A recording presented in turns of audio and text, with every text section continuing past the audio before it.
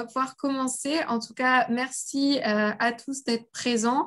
Donc, c'est une première pour nous chez Belin Éducation de faire ce genre d'après-midi uniquement centré sur l'anglais, mais en touchant vraiment à tous les niveaux, que ce soit avec une conférence plus vraiment générale qui va toucher les 3 niveaux avec Pascal, là sur la phonologie de l'anglais, ou alors sur les conférences qui vont suivre. Donc, on va avoir ensuite à 15 heures la conférence sur la collection My English Factory pour donc des lectures en anglais pour le primaire. Et on terminera à 16 heures avec la collection Not So Classique, donc plutôt de lecture pour le lycée, de classique en anglais aussi. Voilà, donc je ne vais pas prendre plus de temps et je vais laisser la parole à Pascal pour nous faire sa présentation de son ouvrage La phonologie de l'anglais à l'école, au collège et au lycée.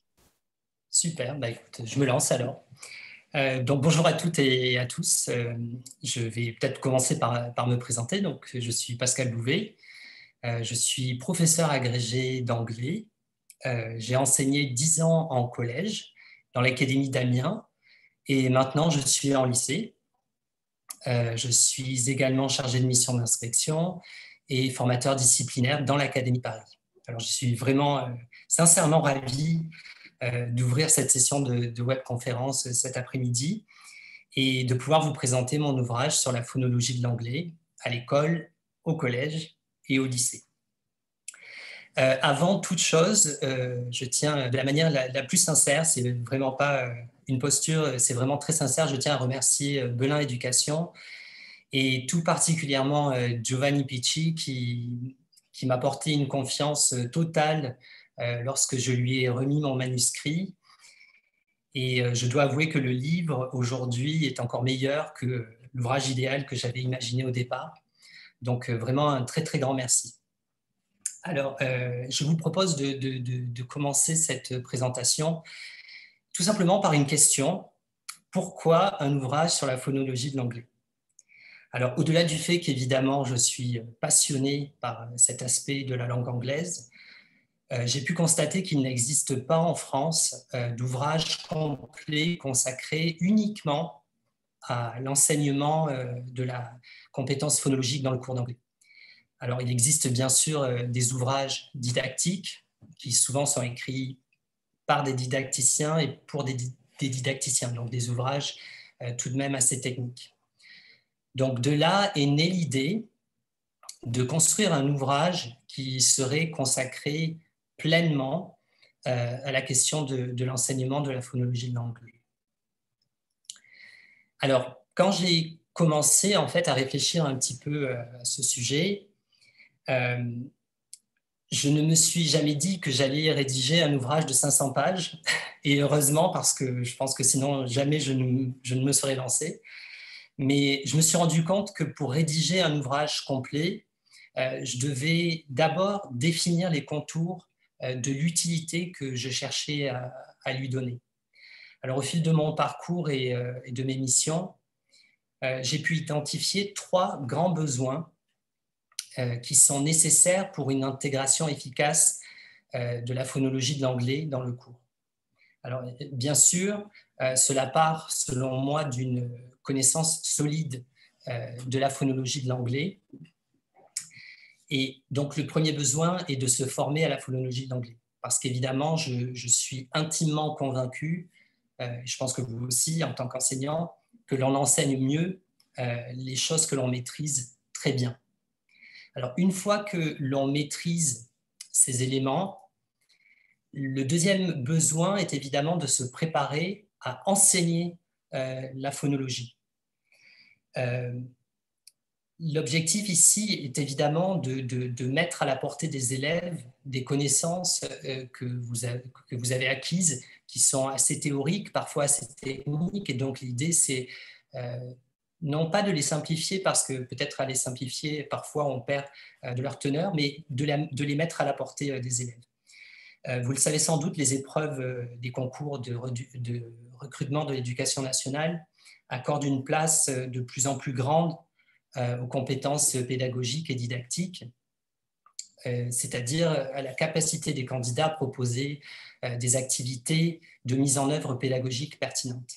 Et donc, je fais une petite parenthèse pour ceux qui ne le savent pas encore, mais la phonologie fait son arrivée au CAPES externe d'anglais dans les épreuves écrites d'admissibilité à partir de la session 2022. Donc, vous voyez que la phonologie et son enseignement ont toute leur place, bien évidemment, dans notre discipline.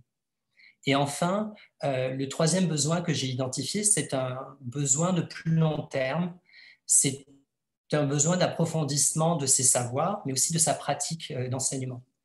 Dans le cours de langue, vous le savez, en tout cas ceux du second degré le savent, la construction de séquences en langue étrangère est très exigeante et la construction de la séquence est souvent très complexe. Alors je pense que c'est une des explications, peut-être pas la seule, mais une des explications qui justifie le fait que l'on a tendance à mettre de côté la compétence phonologique, faute de temps, pour l'intégrer correctement, ou alors lorsqu'on l'intègre, on le fait souvent sans prise de recul sur les connaissances que l'on présente, et cela a pour conséquence, très souvent, pas toujours bien évidemment et heureusement, de nous mener à perpétuer des approches qui n'ont pas vraiment de fondement théorique dans le domaine de la phonologie. Alors, une fois que l'on a identifié ces trois besoins, il fallait que je réfléchisse à l'approche générale pour l'ouvrage. Alors, j'ai beaucoup tâtonné sur cette question. Pour tout vous avouer, il y a eu plusieurs moutures de la structure générale, mais en 2015, il y a eu vraiment un petit moment de bascule dans ma tête qui a fait que j'avais la structure bien au clair dans ma tête. C'est lorsque les programmes de cycle 2, 3 et 4, c'est-à-dire donc les programmes de l'école élémentaire et du collège, ont été publiés la même année. C'est-à-dire que l'objectif de l'institution était de montrer le parcours scolaire de l'élève. Et ça a vraiment été une révélation pour moi, dans ma tête d'auteur, de rédacteur, parce que je me suis dit que plutôt que de partir d'un contenu purement théorique, ce qu'il serait intéressant de faire, ça serait de partir de la notion de parcours phonologique de l'élève. Et comme je voulais construire un ouvrage le plus complet possible, il fallait que ce parcours débute à l'école maternelle pour se terminer au lycée. Donc j'avais le fil conducteur qui était de proposer au lecteur le parcours phonologique de l'élève.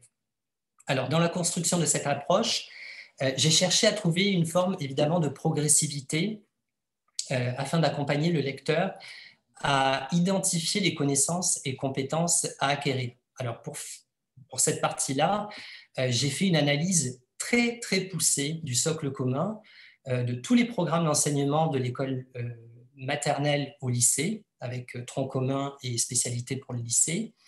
La plupart des ressources qui sont mises en ligne sur EduSchool. Je ne pouvais pas ne pas explorer la question de la phonologie dans le CE-CRL et en 2018 lors de la publication de son volume complémentaire.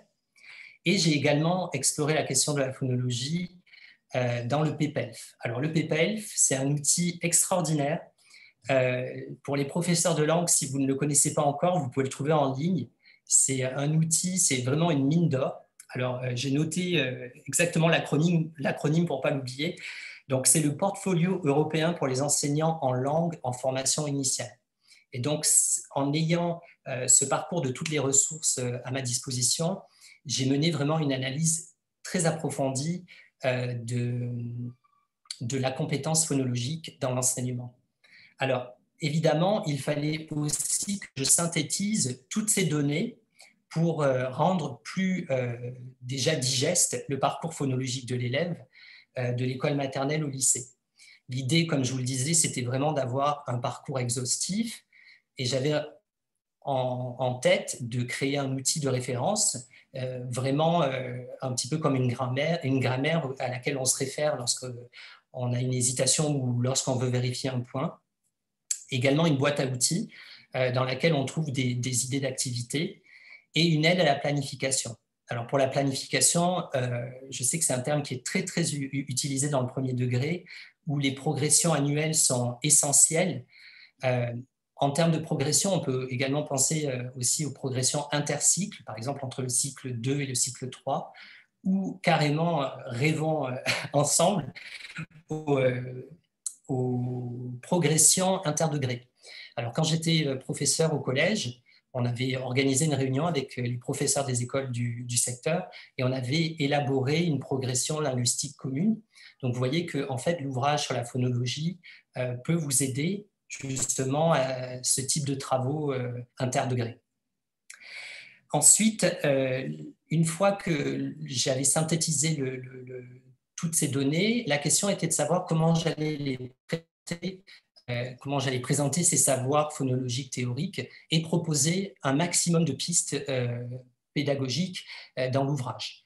Alors, je me suis fixé comme objectif de rédaction, alors quelque chose de très, très exigeant et qui a évidemment guidé toute ma rédaction.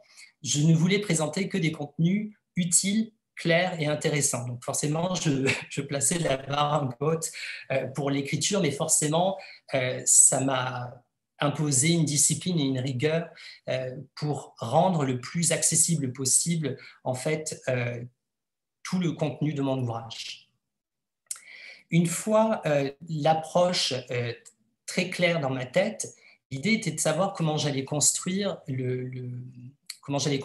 cet ouvrage. Alors, la structure, vous allez voir qu'elle suit parfaitement ce raisonnement avec un premier chapitre qui est donc l'analyse approfondie dont je vous ai parlé, des programmes et des ressources, qui permet de bien comprendre en fait ce qui est proposé dans les programmes d'enseignement. Finalement, on pourrait se dire, mais moi, en tant qu'enseignant, je sais lire les programmes. Si vous regardez tout ce qui concerne les compétences phonologiques et les connaissances phonologiques, il y a parfois des termes très, très techniques. Donc, on parle par exemple de phonèmes ou de compétences orthoépiques parfois. Et tous ces termes-là, il faut les comprendre pour comprendre le programme. Alors, mon objectif dans le chapitre 1, c'est vraiment de débroussailler tout ça et d'expliquer au mieux. Une fois cette analyse menée, l'idée, c'est de rendre dans le chapitre 2 quelque chose de proposer finalement une vue synoptique de toutes ces connaissances. Et ces connaissances, je les ai classées en fiches synthétiques. Et les 3 fiches synthétiques principales, ce sont la fiche son, la fiche mot et la fiche phrase. Et ce chapitre 2 sera forcément très utile pour construire les progressions dont je viens de vous parler. Et donc, sans surprise, les trois chapitres suivants sont calqués sur ce classement en sons, mots et phrases, donc avec le 3e chapitre sur les sons de l'anglais, la phonologie de l'anglais, la phonologie des mots de l'anglais dans le chapitre 4, et bien évidemment la phonologie des phrases de l'anglais dans le chapitre 5. Alors, comme je vous l'ai dit, l'ouvrage fait 500 pages. Alors, d'emblée, ça peut être très intimidant, en particulier quand on prépare un concours ou quand on s'intéresse simplement à la question de la phonologie. Mais à nouveau, j'ai écrit le livre en ayant le souci permanent d'aider le lecteur, de l'accompagner et de le rassurer. C'était vraiment mon objectif. Parce que je garde bien à l'esprit que l'ouvrage s'adresse à des professeurs aux profils très variés. Certains ont une formation initiale qui comprend une maîtrise de la phonologie. Les professeurs des écoles ne sont pas spécialistes de l'enseignement de la langue anglaise. Donc, il fallait trouver un contenu le plus clair possible pour tout le monde. Donc, ça m'a conduit en fait à jalonner tout l'ouvrage. Et le premier de ces outils, alors c'est le sommaire. Tout simplement, c'est un sommaire de 9 pages. Alors, peut-être qu'il est tout sauf sommaire, mais le fait qu'il fasse 9 pages, en fait, ça permet vraiment de cibler sa lecture lorsqu'on ne veut pas tout lire. Ou alors, ça peut aider aussi à comprendre comment s'organise l'ensemble des connaissances et des compétences phonologiques. Je pense que ça aide aussi à structurer sa pensée pour mieux comprendre, par exemple, tel point phonologique, de quel domaine relève-t-il. Vous voyez, donc cette structuration, j'ai vraiment insisté pour la voir parce qu'elle permet un jeu de renvoi permanent qui permet de compléter en fait votre lecture au fur et à mesure. Donc ça, c'est un des premiers outils. Dans ce sommaire de 9 pages sont mises en évidence les 2 rubriques dont je pense qu'elles donnent toute son identité en fait à l'ouvrage. Alors la première rubrique, c'est la théorie à la pratique. Et ça se présente sous forme de fiches. Et il y a donc 30 fiches qui s'appellent de la théorie à la pratique. Et donc, l'objectif dans ces fiches, ça va être d'aborder des questions très concrètes, en fait, de l'enseignement de la phonologie. Donc, je vous donne quelques exemples au travers des titres de ces fiches. Donc, par exemple, vous aurez une fiche sur l'éveil à la diversité linguistique. Donc, ça sera pour le cycle 1, c'est-à-dire l'école maternelle. Vous aurez également une fiche technique, pour avoir des éléments pour mieux comprendre pourquoi il faut éviter de parler de H aspiré aux élèves. Donc, vous voyez, on est dans du très, très concret. Comment déterminer si un son vibre ou ne vibre pas? Alors là, vous voyez, ça peut être très utile quand on travaille, par exemple, la prononciation du ED ou quand on apprend aux élèves à prononcer les TH. Et un dernier exemple, une fiche pratique sur comment distinguer I et I pour distinguer le sens des mots. Donc, à nouveau, des choses ancrées totalement dans notre pratique de l'enseignement. La deuxième rubrique s'appelle du grain à moudre. Et donc, il y a 15 fiches de ce type dans l'ouvrage. Et donc, cette fiche vous donne des explications, des tuyaux et des pistes vraiment d'approfondissement et de mise en perspective. Donc ici, vous allez avoir des pistes de réflexion, par exemple, pourquoi il faut relativiser la longueur des voyelles. Ça, c'est une question très importante pour comprendre, par exemple, comment on va plutôt enseigner la distinction entre I et I. Un deuxième exemple, alors je vais aller un peu vite, ce sera une réflexion sur les variétés d'anglais utilisées dans les manuels scolaires. Vous voyez, les manuels scolaires sont un outil à notre disposition. Et mener une réflexion en fait sur la manière dont l'anglais est utilisé dans les manuels scolaires et en particulier au niveau de la phonologie, ça permet en fait de consolider sa propre pratique. Un autre exemple est mieux comprendre la dyslexie dans le contexte de l'acquisition de l'anglais, évidemment avec un focus sur la phonologie. Et une question du type, peut-on enseigner l'intonation? Donc, vous voyez, on part sur des questions toujours ancrées dans la pratique d'enseignement, mais qui permettent en fait d'arriver à un approfondissement.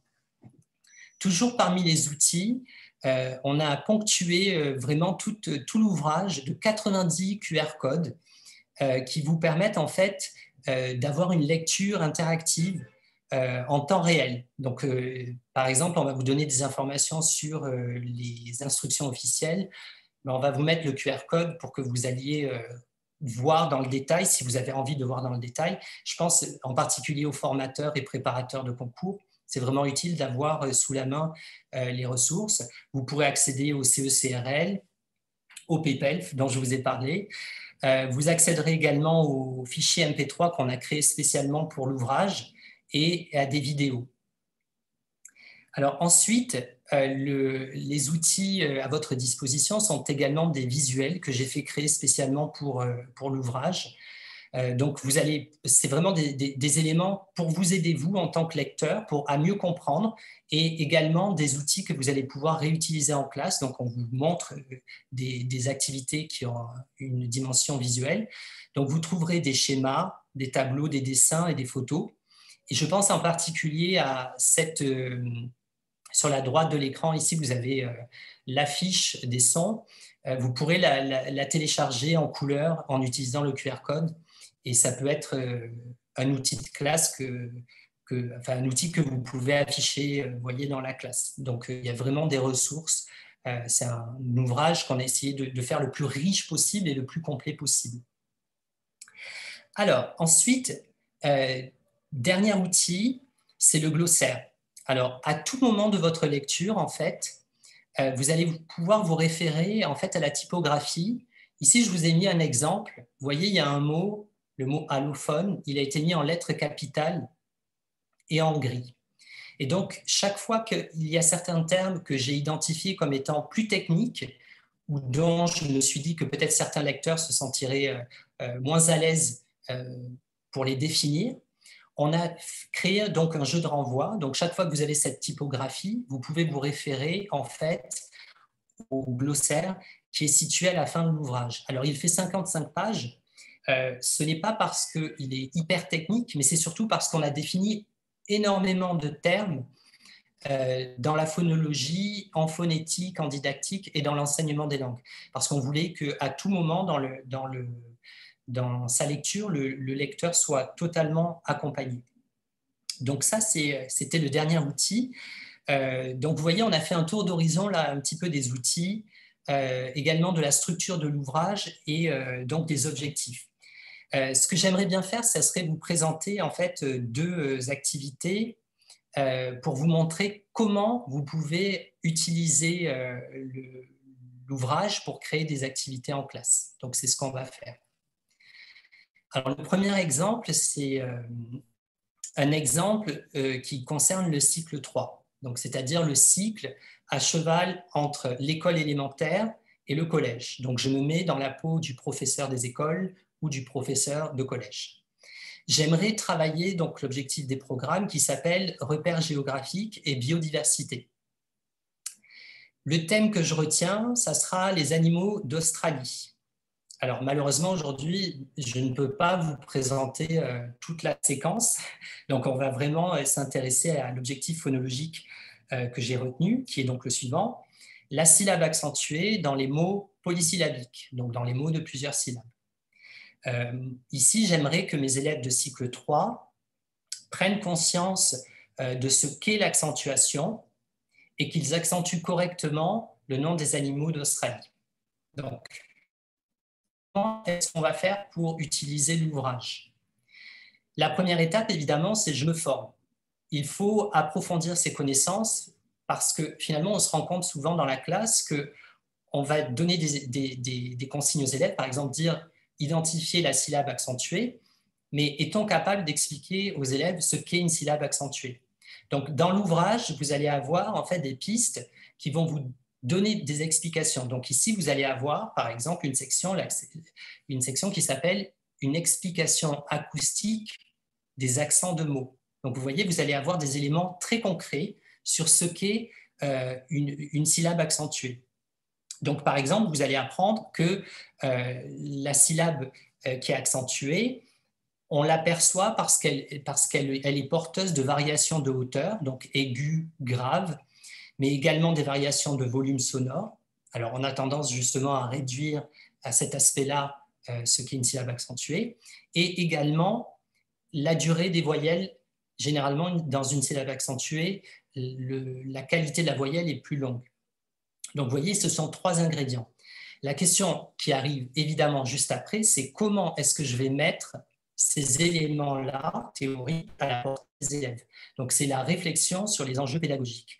Et donc, vous avez une fiche de la théorie à la pratique dans laquelle, vous voyez, on donne des formulations. Donc, ici, en bas à droite, vous avez entre guillemets la formulation qui correspond à ce que l'on vient de décrire.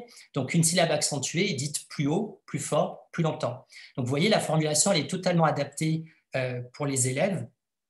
Et donc, c'est une piste très concrète.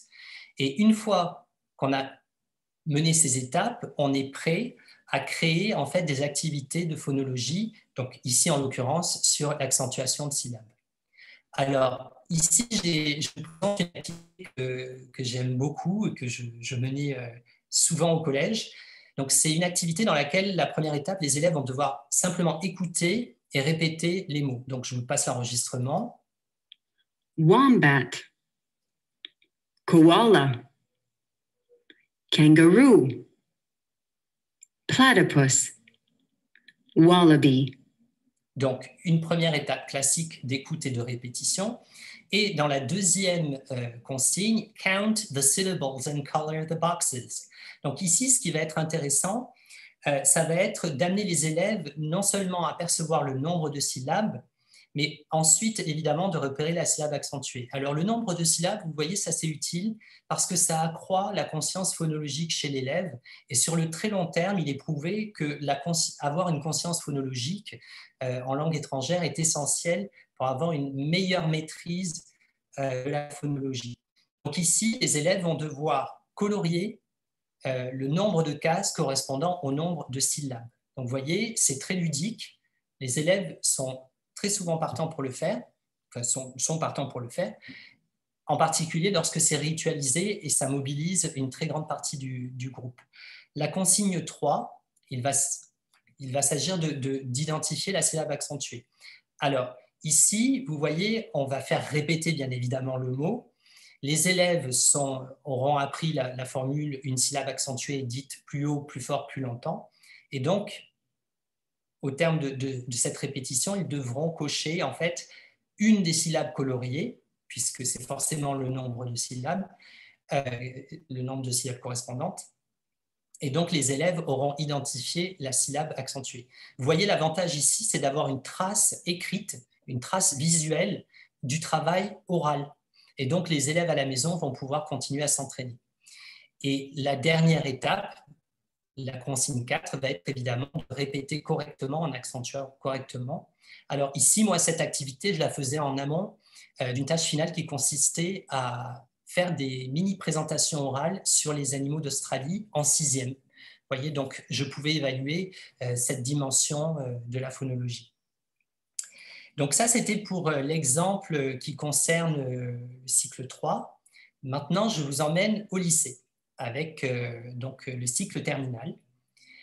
Ça, c'est un exemple que j'ai mené cette année. Je voulais travailler l'axe espace privé et espace public. Et le thème que j'ai retenu, c'est l'amitié méconnue entre la reine Victoria et son serviteur indien musulman, Abdul Karim. Alors, cette amitié, elle est méconnue. Enfin, maintenant, on la connaît mieux parce qu'il y a eu un livre et des films. Elle est méconnue parce que la cour royale, évidemment, détestait ce serviteur indien. Donc, c'est une séquence que j'ai menée en première, comme je vous disais. L'objectif phonologique que j'ai retenu, c'est la fonction attitudinale de l'intonation. Alors là, on part tout de suite dans des mots qui paraissent assez techniques, mais en d'autres termes, c'est tout simplement ce que l'intonation peut dire de l'attitude de l'énonciateur. Alors, ça peut paraître peut-être trop technique pour des élèves de lycée, mais en fin de compte, je pense que les professeurs de lycée le savent, si on garde à l'esprit la grille d'évaluation des épreuves communes de compréhension orale, si vous vous souvenez bien, la 3e colonne de cette grille concerne les stratégies de communication. Et parmi ces stratégies de communication, on attend de l'élève qu'il soit capable d'identifier, alors là je vais vous le citer, tout d'abord ici, ça on est habitué à l'entraîner, mais aussi la tonalité d'un propos. Et donc l'activité que je vais vous proposer va partir de la phonologie pour identifier des stratégies de communication. Donc, dans ma séquence, en compréhension orale, je travaille sur la bande-annonce du film Victoria and Abdul, qui est donc une adaptation en fait d'un roman qui raconte l'histoire de cette amitié méconnue.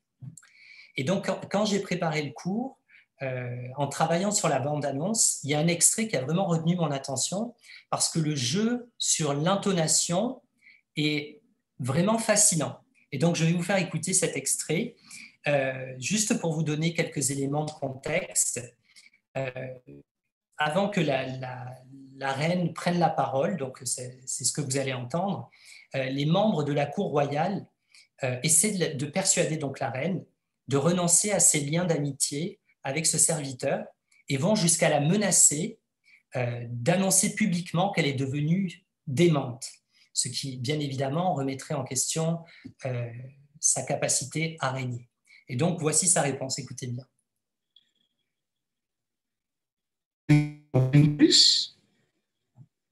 Boring, greedy, fat, ill-tempered, at times selfish and myopic, both metaphorically and literally. I am perhaps disagreeably attached to power, but I am anything but insane. Alors, c'est évidemment un extrait, vraiment je l'adore. Alors, c'est Judi Dench qui joue la reine. Alors voilà, la question qui se pose, c'est qu'est-ce que je peux faire de cet extrait? Je perçois évidemment qu'il y a quelque chose à faire avec l'intonation. Qu'est-ce qui, dans le livre, va pouvoir m'aider à travailler ces aspects-là? Alors, toujours la première partie, c'est se former. Donc, dans le livre, vous allez trouver un rappel sur les types de schémas intonatifs en fonction des différents énoncés.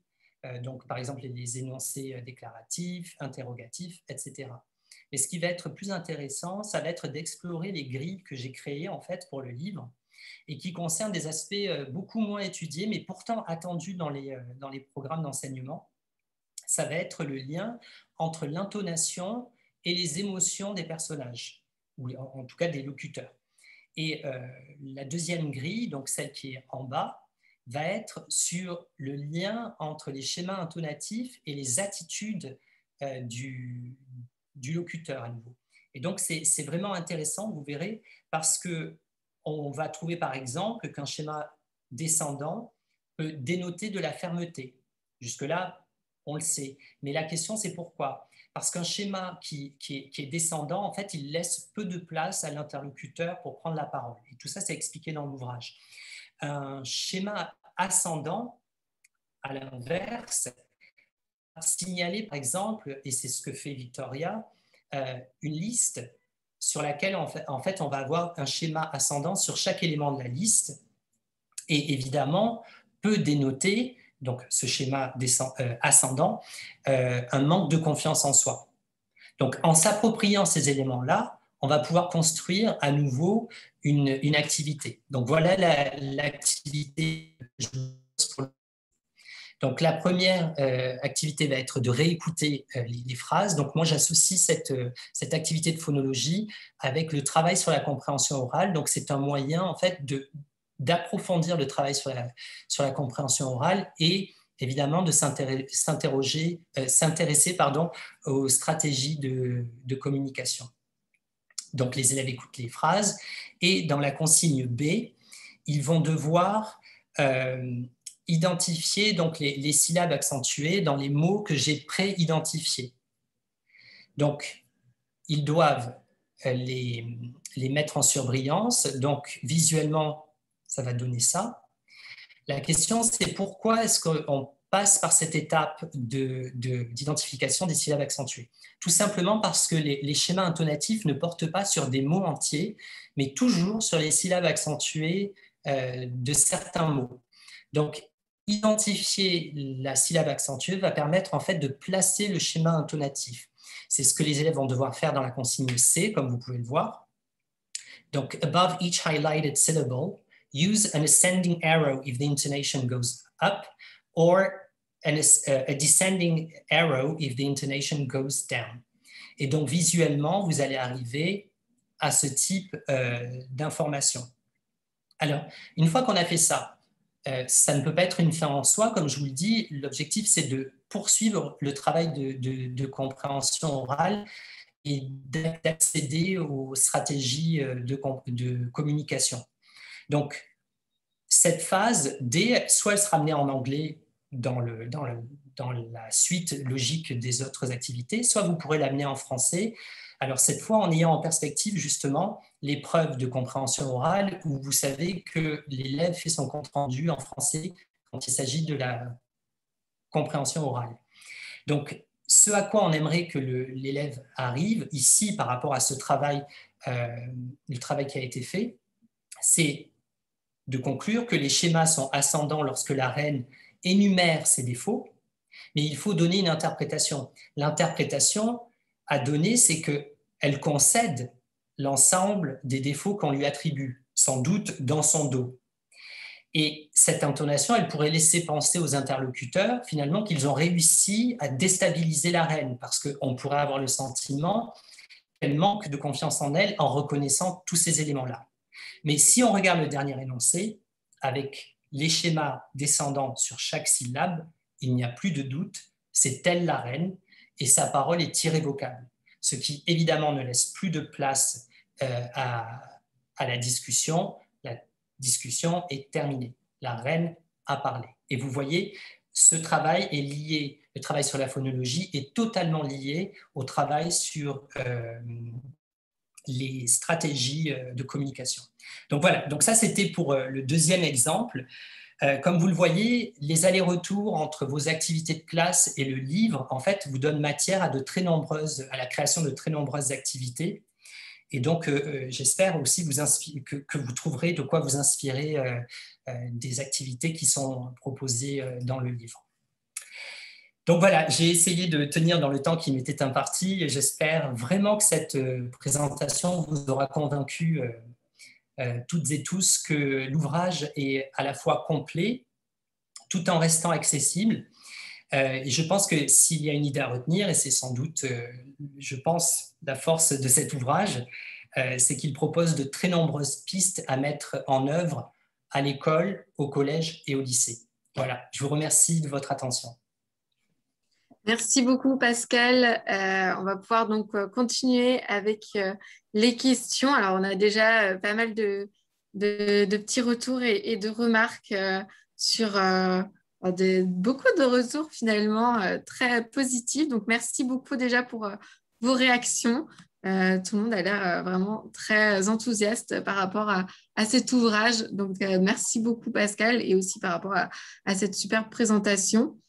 Donc voilà, s'il restait des questions, on a encore un bon quart d'heure pour échanger avec Pascal avant de passer à la conférence suivante. Donc n'hésitez pas à venir donc, poser vos questions. Alors voilà, on en a déjà une qui arrive. Donc, comment travailler la phonologie sans mettre trop de côté les autres compétences?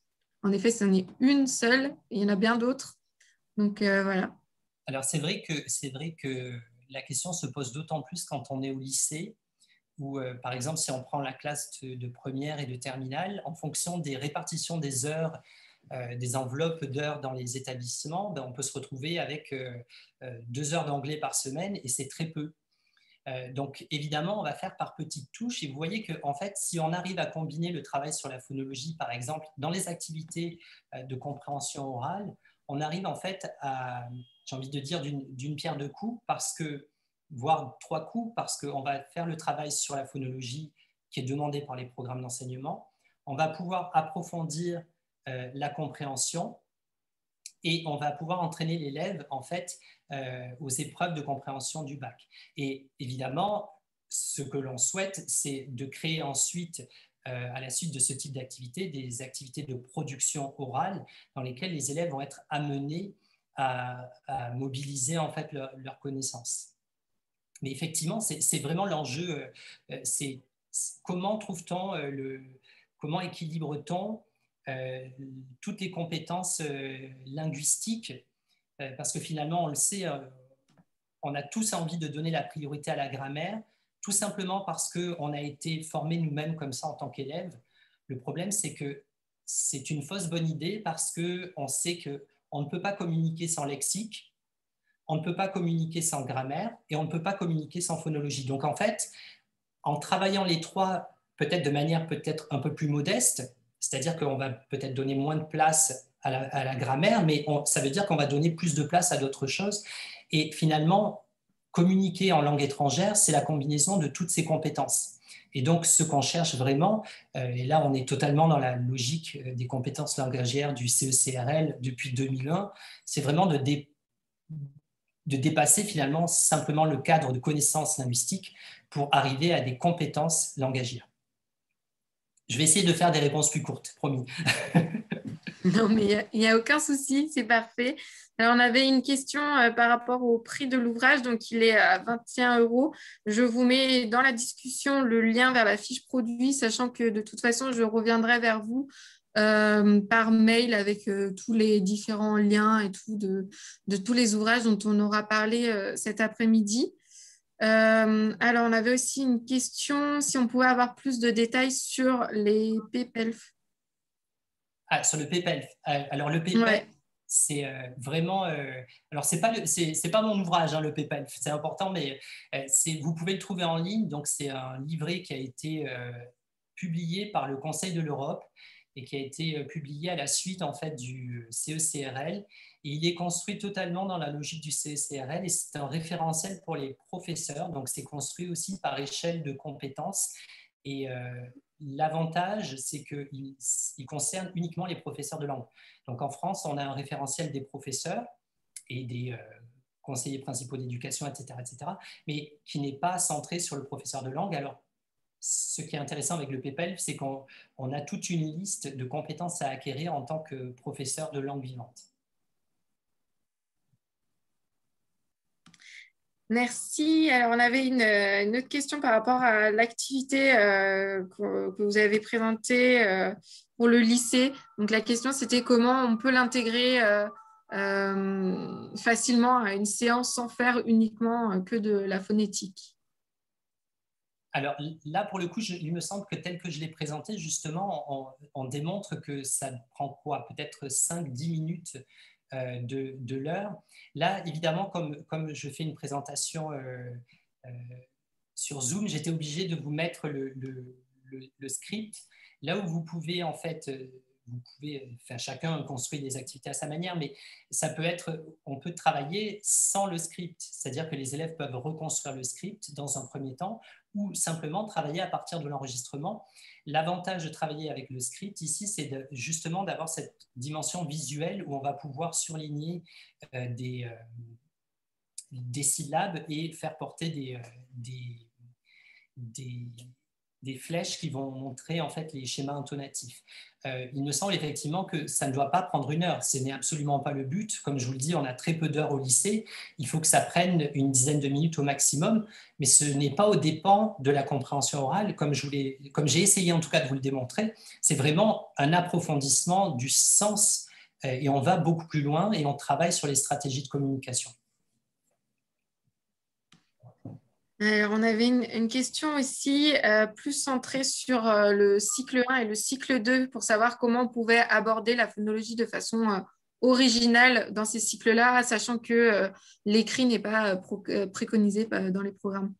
Alors, la réponse est exactement ça. Alors, au cycle 1, comme je l'ai montré, c'est un éveil à la diversité linguistique. Donc, on n'est pas du tout dans un enseignement.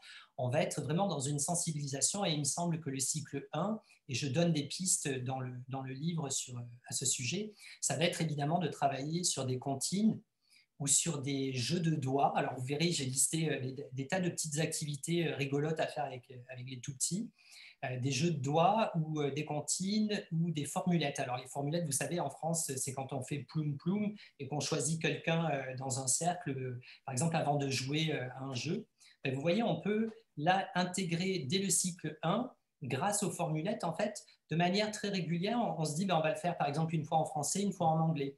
Et là, on commence déjà à travailler sur les sonorités de la langue anglaise. Alors, on n'est pas encore sur les sons, on est vraiment sur les sonorités, c'est-à-dire on commence à percevoir qu'il y a des sons différents et il est prouvé qu'en fait, plus tôt on le fait, plus simple ce sera par la suite. Alors, évidemment, ce n'est pas le cas pour tout le monde, mais de manière générale, il est prouvé malgré tout que plus on est exposé tôt aux sonorités d'une langue étrangère, plus il est simple après de se les approprier. Et on le voit en particulier au collège, où les élèves sont de réelles éponges et c'est vraiment là où il ne faut surtout pas se priver de faire de la phonologie parce que c'est le moment où les élèves absorbent le plus et là où il y a une sorte de dynamique. Alors c'est vrai qu'on perd plus on approche vers la classe de troisième, mais où les activités de phonologie sont les plus efficaces et là où on l'entend le plus.